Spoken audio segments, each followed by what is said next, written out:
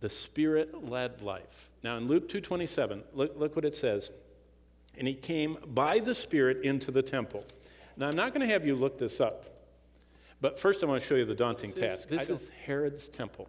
This platform is 40 acres. The Dome of the Rock is right there now, but it used to be the Holy of Holies right here.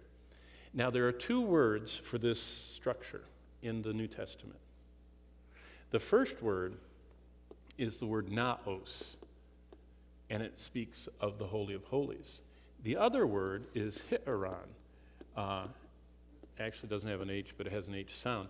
And that speaks of the whole square, the whole precinct. This is the word that is used in verse 27. And what it was is, this is 40 acres.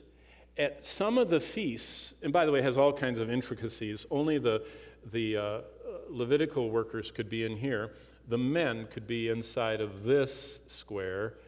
The women could be inside of this wider square right there.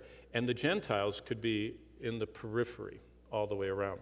And so at the high point of the feast, you could have 150,000 people or more packed into this. Normally tens of thousands. And Simeon is going to find one couple. They all kind of look, they all dressed alike, robes, men and women, and they're holding a baby, and everybody had to come and go with their babies for all the ceremonies. And most of the people came up this set of stairs, the southern steps here, and came in the double and came out the triple and all that. But how would they find how would he find the right ones? Well, look back at what it says. The Spirit-led life. How would you find someone here? The same way we would find someone today, or find anything the Lord wants us to do. You all know this verse, Psalm 119, 105. Do you know what it says? Thy word is a what? Yeah, a light to my path and a lamp unto my feet. What is that? It's talking about walking in the dark. That's what most of life is like.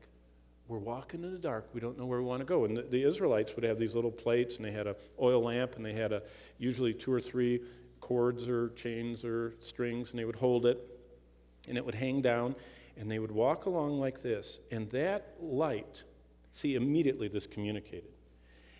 There were no street lights, but there were scorpions and vipers and everything else, and sharp stones and drop-offs. They didn't have guardrails back then.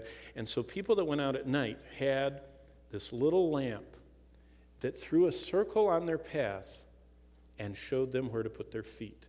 And that's all they got. They didn't have, halogen, argon lights, low green lights, that are in the parking lot. They just knew the next step. They could see the path, the next step. They could see the path, the next step.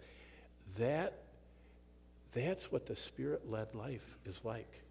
Most of us want a triptych. We want to go to AAA, and we want the whole thing, all the way to the destination we want to know, and we're going to look at it and decide if we really like it. God says, I want you needing me so much that my word that you're into every day.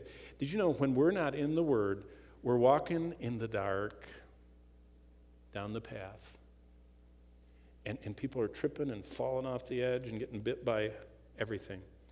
God wants us to have the Spirit-led life.